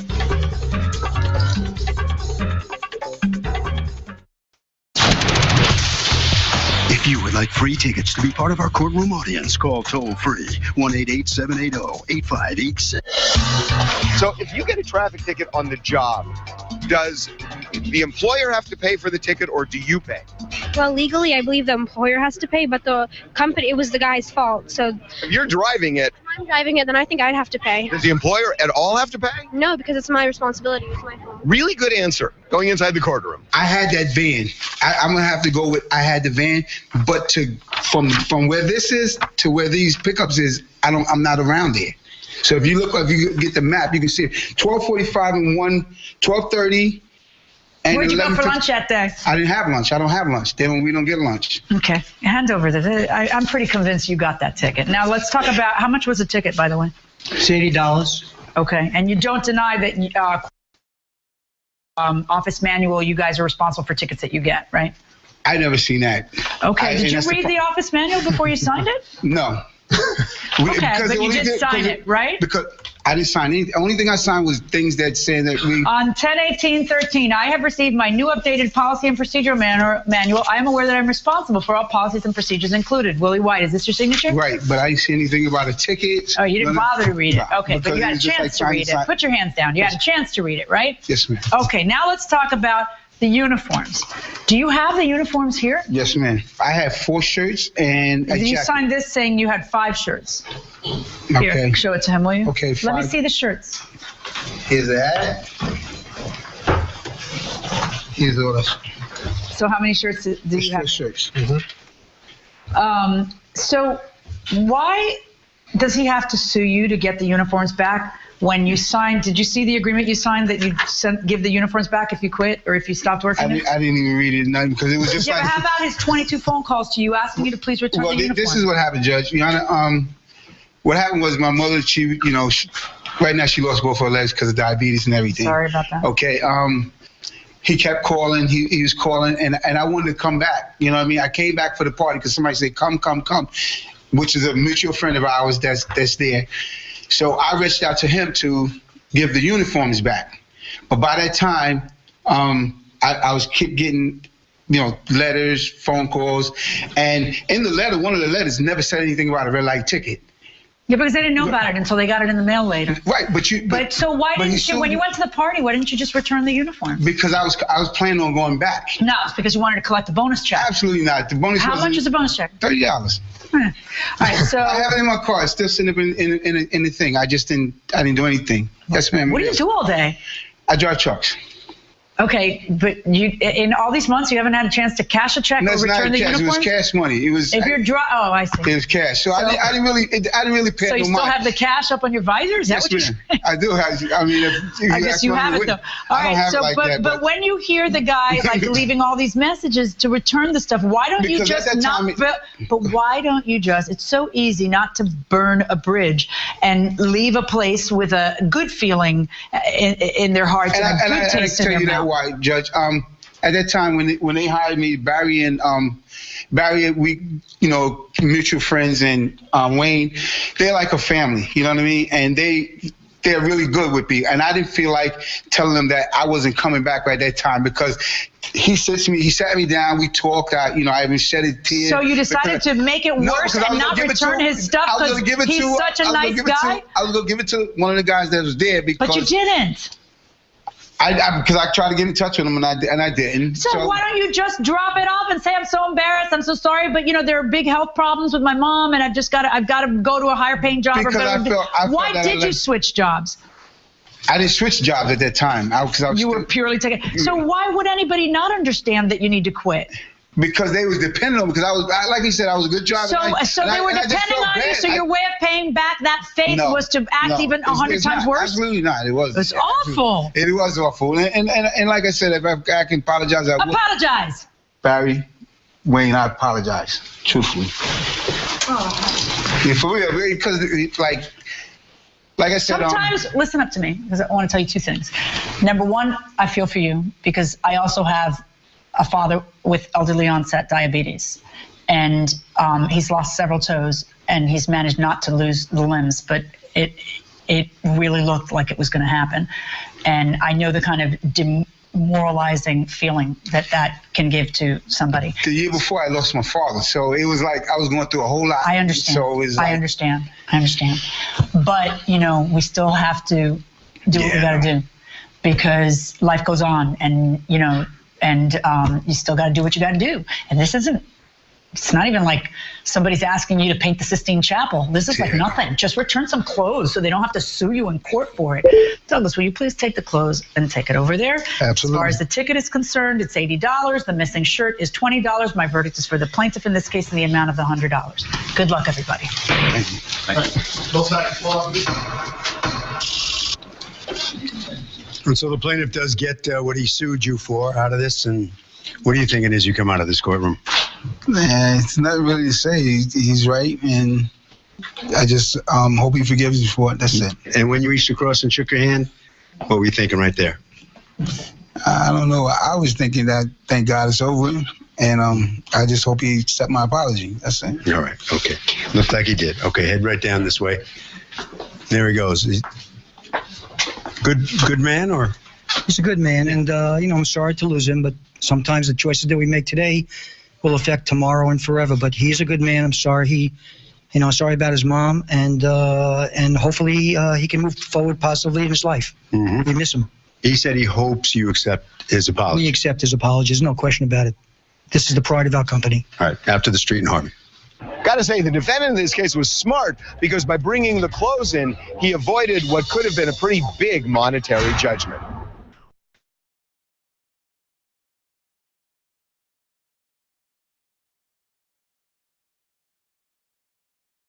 When beauty queens attack. She instantly was upset about not winning. At this point, she was yelling and screaming. Her and her mother were making threats. The police were called. They came. She said to hit me in my face. These are pictures. You wasn't fixing your hair. You were trying to throw something. Real cases before a real judge. Now, enter the courtroom of Judge Mathis. Plaintiff Fanchon Kent is the director of the Miss Black Ohio pageant, and the defendant was a contestant. Fanchon claims after the defendant lost, she started a physical altercation with Fanchon's niece, so she's suing for emotional distress and the cost of a car key. Defendant Erica Field says after the pageant was over, she discovered her advertisement was not placed in the program. Erica insists she was simply trying to get a refund for the ad when a fight broke out, so she's countersuing for the refund, a retainer fee, and slander. Start with you. Okay. So I'm the director for Miss Black Ohio pageant, and I've been doing so for the past 15 years. Miss Black Ohio. Miss Black Ohio. And been affiliated since 1994. It's a family-run pageant, so we help the community.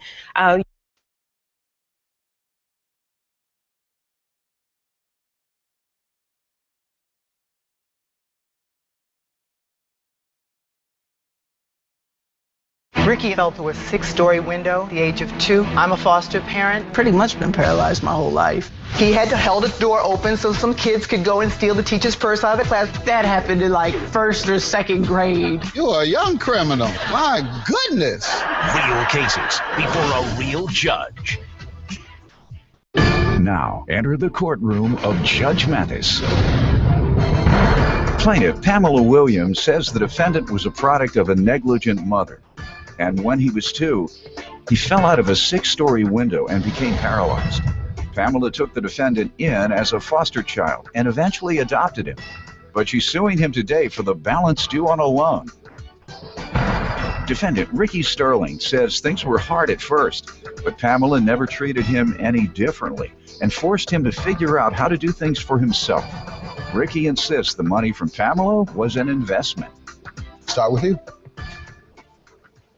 Well, Ricky, unfortunately, was the product of a negligent mother. He fell through a 6-story window at the age of 2. Blessings be to God that he's with us today. Mm-hmm. I'm a foster parent. I take care of very difficult cases.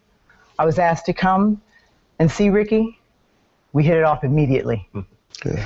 So after I learned all the different things that I needed to know, the medications, how to work his body, took him home, installed ramps, made sure everything was satisfactory for him.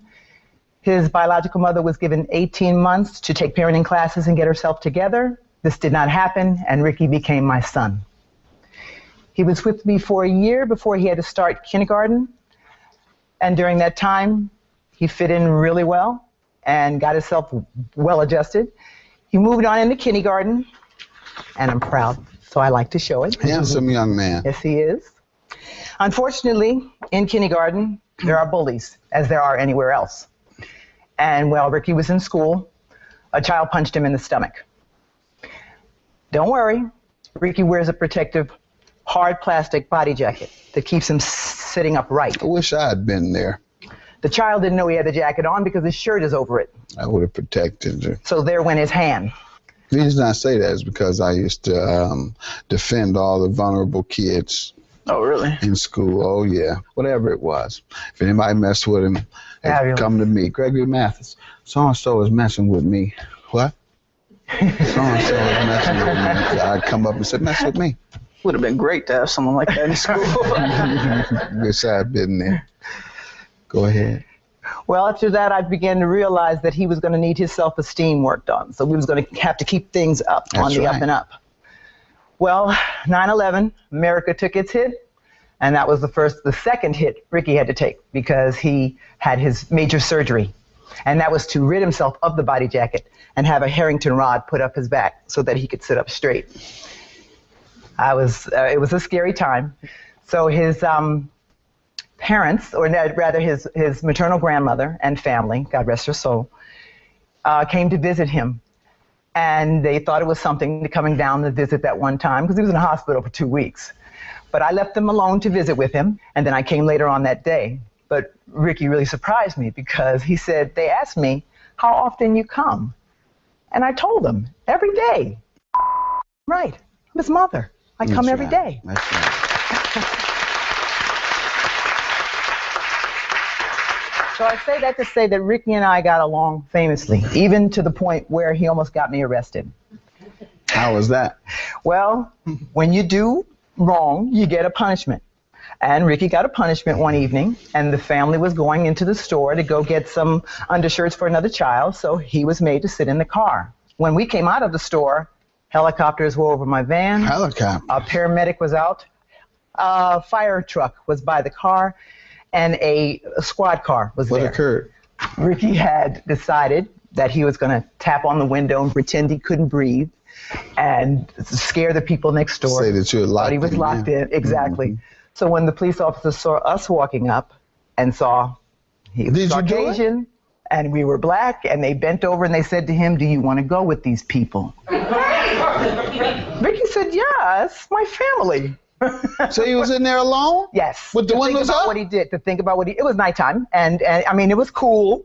It was, he had held a door open so some kids could go and steal the teacher's purse out of the class. He was going to think about what he did. You snatching purses? No. I was going to say, I happen to be holding the door open at the time. That's the same thing. You are an accomplice. An accomplice is charged with the same crime. You tell me about yourself. All right. We'll start at the beginning. I mean, I went out the window when I was 2.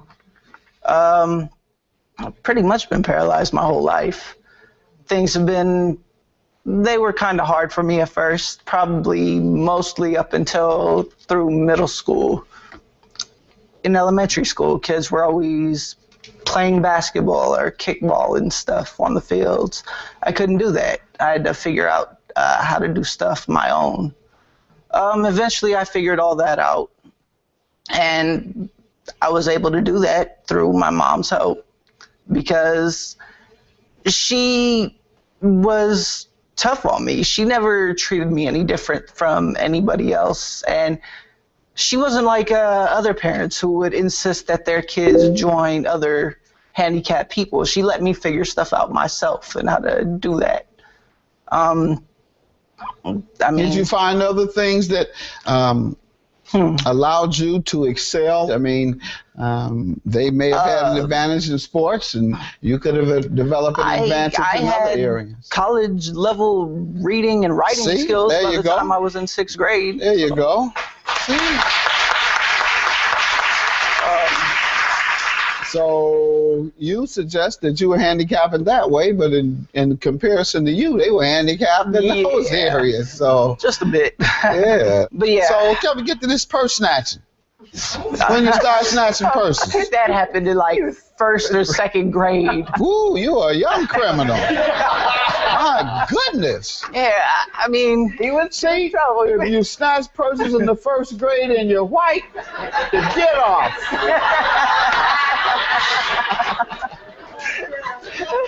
When I was snatching purses, they kicked me out and they locked me up. Well, all right. More of Judge Mathis when we return.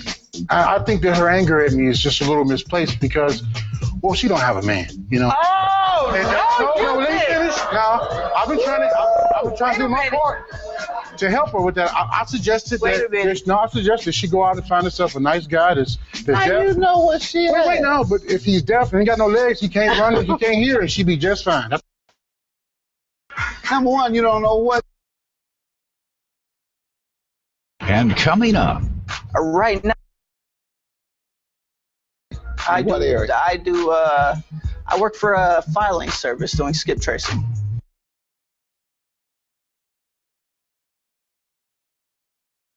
Yeah, basically I search for people's phone numbers and addresses and stuff so creditors can call them. I don't know, sound like you work with Snowden. He had held his door open so some kids could go and teacher's purse out of the class. He was going to think about what he did. You snatching purses? No. I was going to say, I happen to be holding the door open at the time. That's the same thing. You are an accomplice. An accomplice is charged with the same crime. Plaintiff Pamela Williams says after the defendant fell out of a 6-story window, he was paralyzed, and she took him in and adopted him. I'm glad that you were able to have the type of confidence in yourself that you do. What do you do now? Right now, I am an independent contractor. Okay. What area? I work for a filing service doing skip tracing. Good. All right. You're talking over my head, but nonetheless, sounds successful. Yeah, basically, I search for people's phone numbers and addresses and stuff so creditors can call them. I don't know. Sound like you work with Snowden. That guy with the NSA that has all those secrets on people that have been investigated by the government. Or you can get a job with them. That's what they do. They investigate everybody unbeknownst to us. Now we know all of our names on that list.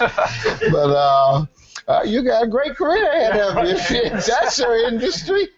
Let's get to the loan you're suing him about. Well, during his high school days, he didn't do too good in school, and it's not because he's not brilliant. It's just because he didn't feel like it. So from 9th through 12th grade, it was just straight Fs. But then he was given opportunity to go to continuation school, and that's when he discovered computers. And you can see everything changed. A's, B's, C's, because he now had something he was interested in, the computer. I was just amazed. Thus, when he came to me and said he had found online a computer course that he'd like to take in order to get his own business started, I was all for it. He wrote up a nice letter for me, and he said, Mom, you loan me this money to do this course. Give me a year to work on getting the business started. The following year, I'll begin paying you $50 a month. Come hell or high water. Whether I make money or not, I'll start paying you $50 a month. So that happened. He took the course. It was one of those things where you had to put in more and more money to get the best out of it. How much did he put into it? Well, we started with the $5,500. Oh. Yes. Was it a loan or an investment? A loan. Okay, so you weren't part of the business. No, I don't know anything about the business or how it got started. Gotcha. No. Sir? Mm-hmm. I look at it as an investment, and when we took the classes and everything, and I did sign a promissory note, the agreement that we had come to was once I started making money from the business, then I would start. Then I would start paying back. Note? We make this easy. I never thought I'd have to keep that. You don't have it? I don't. It was so sincere when he wrote to me, Mom, if you would just do this for me. I got it, ma'am. Let him tell me. And so you believe it was an investment. Yeah. You don't repay somebody who's a partner. You all split the money. So it sounds like it was a loan.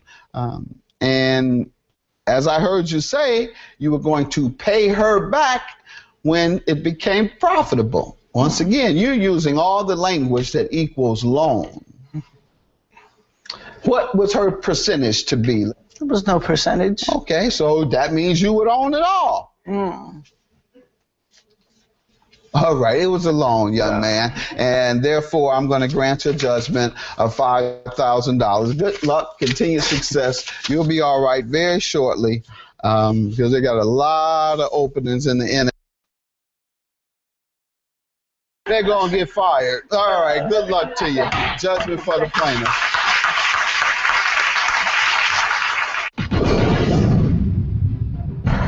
Plaintiff Tangi Hunter says the defendant is her brother, and he's known as a gentle giant. Tangi claims one day when the defendant was at her home, he took a nap in her bed, and he ended up breaking it. She's suing for the cost of a bedroom set. Defendant MacArthur Hunter says behind his sister's curvy figure, there's another side, and her anger at him is misdirected because she is really just angry that she doesn't have a man. MacArthur insists he was going to fix the bed, but Tangi wouldn't have it. Start with you. All right, sir. Your Honor, before we start, I did want to let you know what a huge fan I am of you. Thank you. I've read your book. You're very inspiring. And I also wrote you a poem that I'd like to read to you. Go ahead. Okay. It's entitled From a Thug to a Judge. There was once a boy who thought he was mad cool. Thought he was slick because he snatched purses and skipped school. Running around town with punks in a gang. When folks tried to talk to him, he didn't hear a dang thing. Nothing got through to him until his mother became ill. Then all of a sudden, his life became real. He knew he had to change things to make his mama proud. He could no longer do dirt and run with the wild crowd. So back to school he went to get that GED. He had a mission, a plan. He was going to be somebody. After years of school, he got his degree, turned his life around and became an attorney. Even started giving back to his community. Now he's known around town for doing good instead of bad. Y'all heard about Greg? That brother's a judge, a great husband and dad. Not only is he a judge, he has his own show. There's no limit to where Judge Mathis will go. All right. Very skillful, very skillful. What you doing with those skills you have? Well, there goes my case. You're a rapper? Huh? I said, there goes my case. That's right, that's right. What are you doing with those skills? You a poet of some sort? Well, I do stand-up comedy, actually, ironically. It started from writing poetry, though. My poetry used to be funny, and I started like, okay, they laughing at my poems. Let me go ahead and try to stand up. So stand-up, acting, and a size curvy model. That's right. That's right. That's right. That's right. You're very successful at it. Thank you. By the way, this purse snatching you referred to, now I want you to make it clear. Yes, sir. That I was the same age as a case we just had before us, where we had a young guy who admitted to being an accomplice, which means you are just as guilty, for purse snatching in the first grade. Oh my goodness. Wow. I was in kindergarten. So let's be clear. Okay. And all I did was hold the door open too, like him. There's more Judge Mathis after this. So we all stayed in the spare room, one bed. How many people? Us three. Uh-huh. And then what happened? Oh, just a little rubby, pickle. Really? Are you all drunk today? No. Is someone suing you and you want to have the case heard on Judge Mathis? If so, call 1-888-VERDICT or visit us online at www.judgemathistv.com. Not only is he a judge, he has his own show. There's no limit to where Judge Mathis will go. All right. Very skillful, very skillful. What you doing with those skills you have? Well, there goes my case. You're a rapper? Huh? I said, there goes my case. That's right, that's right. Plaintiff Tangi Hunter is suing her brother because she claims he broke her bed while taking a nap in it. Go right ahead. All right. Give me some information about yourself other than you are a curvy model and a poet. Okay, so are you familiar with Goldilocks and the Three Bears? Yes, ma'am. Yes. Well, this case, let's just call it the Bear's Revenge. The bear would be my brother. That bear would be my brother. He's a big guy, as we can all see, but he's a nice guy, gentle giant. We go back and forth. We kind of got like a Thelma and JJ relationship from Good Times. With that back and forth at it like that, but it's still all love in the end, right? Yeah. So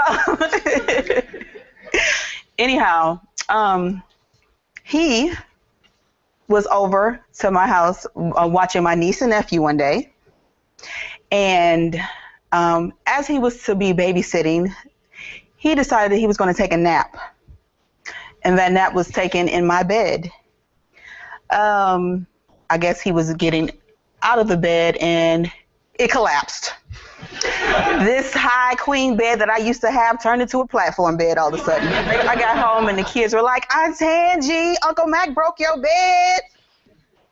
So I'm like, okay, this happened in the summer of 2011, mind you. I'm like, okay, you gonna replace this? Oh, I can fix it.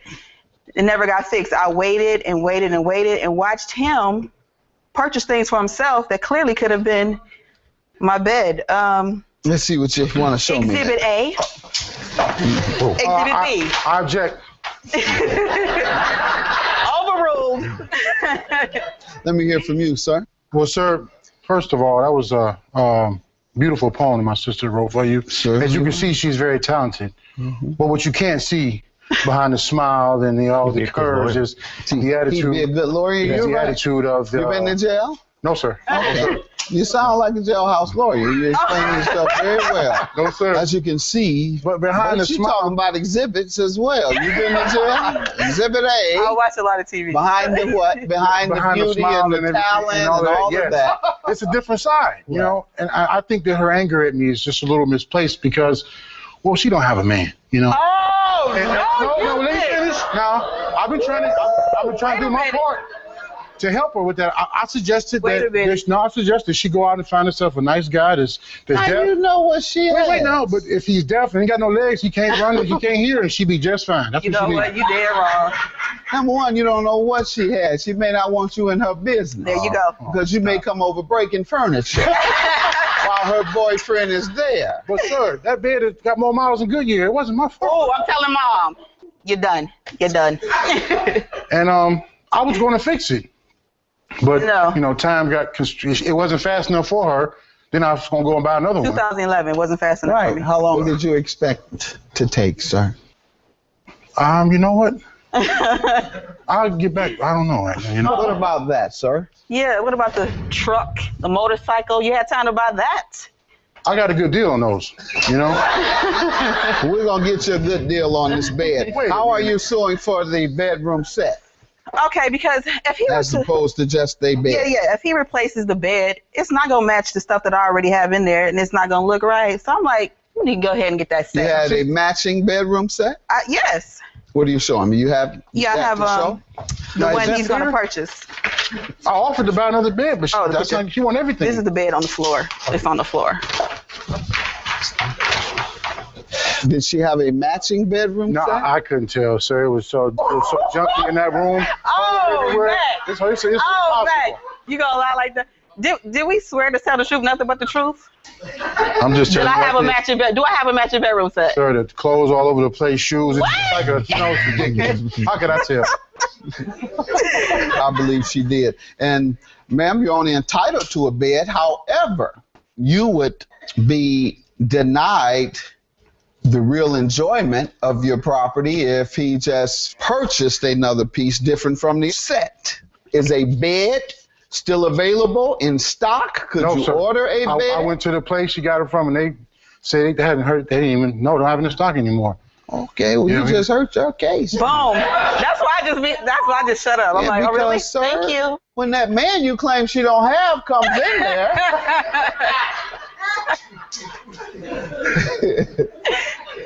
You know, he's not going to be as impressed as he would if everything matched. Thank you. Wow. More of Judge Mathis in a moment. I don't think it has anything to do with money. I think it has everything to do with how resentful she is at this point. What is she resentful about? She's just resentful that she was there for me. Hey, I don't know. She might even be gay. I don't know. That she likes me. I don't know. But I think she's just resentful about that she was there for me the whole process. When did you suspect she was gay? I don't know. We were so close as Before or friends. after you got into bed with her? Well, I don't know. She lies, so. You been to jail? No, sir. Okay. You sound like a jailhouse lawyer. You explain yourself very well. No, sir. As you can see, but behind the she's talking about exhibits as well. You been to jail? Plaintiff Tangi Hunter is suing her brother because she claims he broke her bed while taking a nap in it. This is what I am going to do. I'm going to grant you the bedroom set that you're asking for, and I'm going to give you the remaining bedroom set. So either you keep it, okay, and Yeah, get you a bed, use your bed that won't match, or you take her excess furniture and you sell it, and you'll get all of your money back with the exception of the bed which you owe her. All right? That a good deal? Fair. Good enough. $1,500 is your judgment. Thank you. I appreciate that. I can't believe you lied. You know my bedroom sets, Max. Child, please, that room up filthy like you in. My room? Let's talk about your room. No. Keep it classy. No, I was going to keep it classy, but you just tried to play me, but appreciate that. Plaintiffs Jason LaFerrie and his wife Melissa Brunette say Melissa became friends with the defendant in cosmetology school, but she soon discovered the defendant was an alcoholic who liked to hit on younger men, and she even tried to hit on Jason. They're suing for the value of a car. Defendant Melissa Young says she and Melissa were best friends, and they have some nerve to talk about her love life when Melissa cheated on Jason. Melissa insists the plaintiffs are suing for more than she owes. Start with you. Your Honor, in 2006, I met Melissa Young, in cosmetology school as she was my instructor. About a year later, we quickly became best friends after I'd graduated. And it was then that I discovered that she was an alcoholic and liked to hit on younger men. There was one time when she actually tried to tickle my husband's pickle. Yes, that's true, Your Honor. What are y'all talking about? She tried to tickle my pickle, but I wasn't having it. Disgusting. Where were you all at, and what happened, sir? Well, it was a national night out, and we were over at her father's house drinking, and we all national night out, like a volunteer night? It's like everybody goes out, you know, to has party? Party, yep. Okay. And, you know, we Because I think I've heard a national night out is a night where people volunteer. Oh, yeah, it's called national The neighborhoods get together and do and volunteer and do Yep. things. All right, and you all on your national night out, you get together and drink. Right. Got it. That's okay. Go ahead. And it got late, and we were drunk, so we didn't want to drive home. So her dad has a spare room, and so we all stayed in the spare room, one bed. How many people? Us three. And then what happened? Oh, just a little rubby, tickle, pickle. Really? Are you all drunk today? No. Yes, they are. Yeah, they act like it. They look like it. No. Let me hear from you, ma'am. I was an instructor in cosmetology school. We became friends briefly after she graduated, and she was there for me through my divorce. We had a really challenging divorce. She was there with me through that process, and I treated her like she was my sister. And I never in a million years would I think that she would bring me here. This is just absolutely ridiculous. Okay. And anything you want to say about that nonsense about her putting you in the bed with her husband? Anything I don't you have believe to say anything about she says that? anyways, because she cheated on her husband anyway, so I don't even... Okay. That is not all right. true. She cheated on him, and she put you in the bed with him. That's what she says. Good enough. All right. Let's get to the value of the car. How does the defendant owe you all for a car? Was this before or after you put her in the bed with your husband? It was shortly after, All Your Honor. right. Good enough. What happened? All right, Your Honor, on July 11th, Melissa Young called and asked if she could take our van to go pick up a mattress. I let her use the vehicle, and approximately a half an hour later, she was in a car accident that totaled my vehicle, and she told me that she would pay us back for that, and I also have text messages. Did she tell you how the accident occurred? She said she had no idea because she had bumped her head. Okay. So, And so that wiped away her memory is what she was Right, telling you. yes. Okay. All right. Did she go to the hospital? Yes, she did. And we actually arrived at the hospital.